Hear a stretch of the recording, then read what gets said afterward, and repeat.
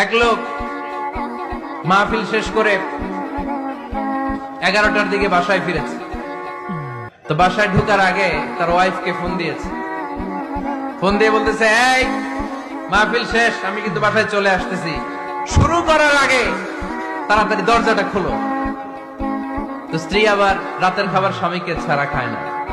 তো স্ত্রী দরজা খুলে দাঁড়ায় আছে, স্বামী বেচারা আসছে। আসার পরে স্ত্রীকে বলতেছে, এই শুরু করার আগে রাতের খাবার দিয়ে দাও, খেয়ে নেই।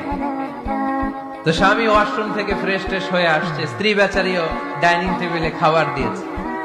এবার স্বামীও খেতে বসেছে, স্ত্রীও খেতে বসেছে। স্বামী আবার বলতে আরম্ভ করছে, শুরু করার আগে ফ্যানটা ছাড়ো, খুব গরম লাগতেছে।